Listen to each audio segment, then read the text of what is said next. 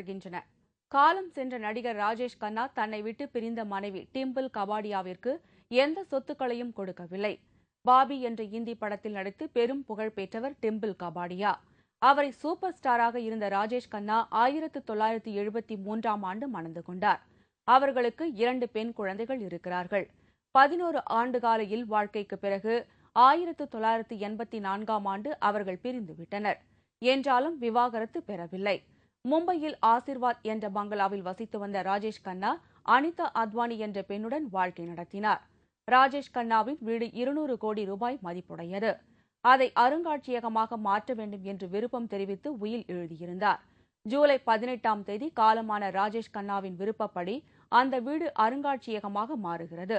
மற்றபடி ராஜேஷ் கண்ணா பெருமளவில் சொத்து எதுவும் சேர்த்து வைக்கவில்லை என்று தெரிகிறது. மது, மங்கை என்று தன் வாழ்க்கையை கழித்த ராஜேஷ் கண்ணாவிற்கு அவரது வீட்டை தவிர வேறு சொத்துக்கள் கிடையாது. எனவே அவரது மனைவி டிம்பிள் கபாடியாவிற்கு சொத்து என்று எதையும் அவர் உயிலில் எழுதி வைக்கவில்லை. வங்கிக் கணக்கில் மட்டும் சில லட்சம் ரூபாய் பணம் இருப்பதாக தெரிகிறது.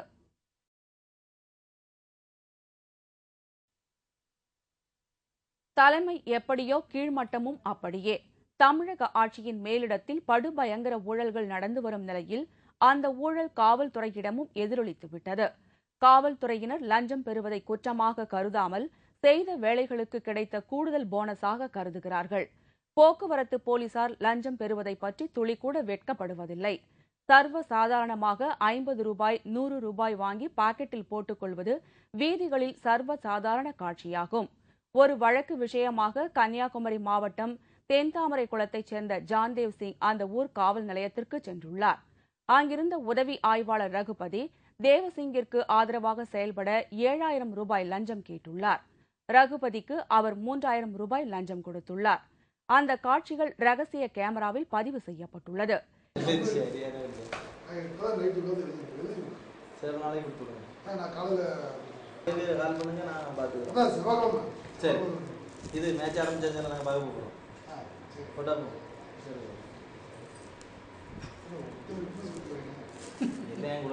நைட் ஆனால் நாங்கள் சேர்ந்து கிடப்போம் சார். நைட் இடம்தான் நாங்கள் அவ்வளோதான் சேர்ந்து கிடப்போம். இதே மாதிரி மேட்டுக்கு சேர்ந்து வருவோம். சாப்பிட்டு அந்த அளவுக்கு வீட்டுக்கு போவோம். நேற்று அந்த வயலுக்கு ராஜா வயலுக்கு போட்டு இதில் எவ்வளோ இருக்கு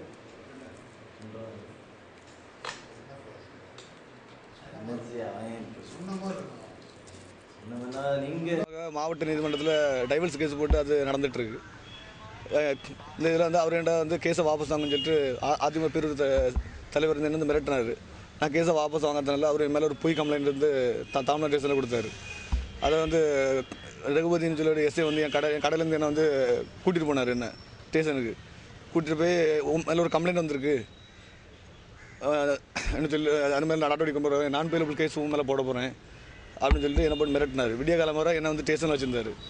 அப்போ வந்து அவர் அரசியல் பெல்லில் இருக்கனால என்னால் ஒன்றும் செய்ய முடியாது, கேஸ் போட போகிறோம் அப்படின்னு சொன்னார். உடனே ஒரு 10,000 ரூபா ததாச்சுன்னா ஒன்று விட்டுடலாம் அப்படின்னு சொன்னார்.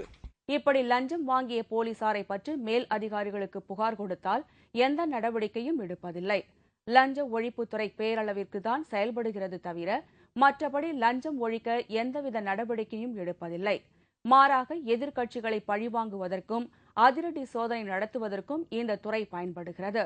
உதாரணமாக கிருஷ்ணகிரி மாவட்ட காவல்துறை கண்காணிப்பாளர் அபிஷேக் தீக்ஷித் காவலர்களுக்கு இடமாற்றம், வழக்குகளில் கட்ட பஞ்சாயத்து செய்து பேரம் போன்ற செயல்களில் ஈடுபட்டு லட்சமாக சம்பாதித்தது அம்பலமாகியுள்ளது.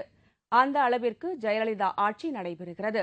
போலீசார் மீதான புகாரை உயர் போலீஸ் அதிகாரியிடம் சொன்னால் அவர்கள் புகார் கொடுத்தவரை பார்த்து பரிதாபமாக சிரிக்கிறார்கள். லஞ்சம் கொடுப்பதும் வாங்குவதும் குற்றமாகும் என்றும் அரசு அலுவலகங்களில் பெயரளவிற்கு மட்டுமே காட்சியளிக்கிறது.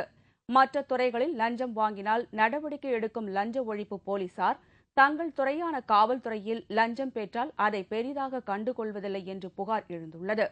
மேலிடம் சரியாக இருந்தால் கீழிடம் சரியாக இருக்கும் என்பதுதான் உண்மை.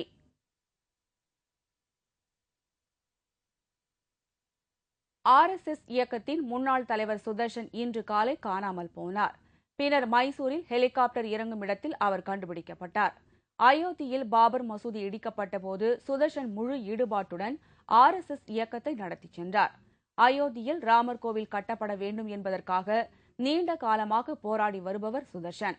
தலைவர் பதவியில் இருந்து விடுபட்ட பின்னர் மைசூரில் தனது சகோதரர் வீட்டில் அவர் தங்கியிருந்தார். வயது முதிர்வு காரணமாக அவருக்கு நினைவாற்றலும் குறைந்துவிட்டது.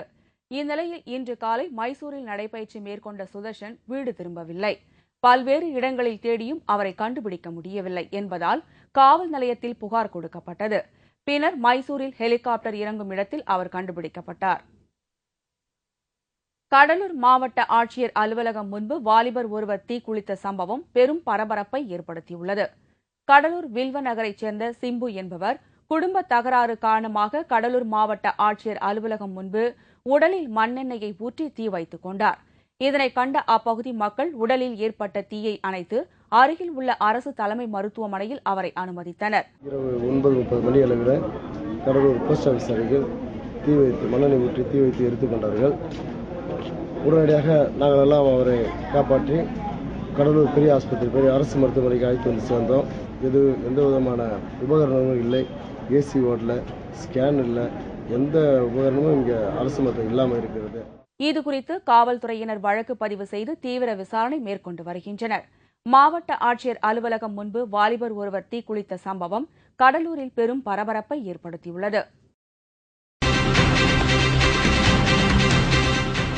சிரியா நாட்டில் அரசுக்கு எதிராக மீண்டும் போராட்டம். அகதிகள் மீது தாக்குதல் நடத்துவதற்கு கண்டனம். விவரம் இடைவேளைக்கு பிறகு.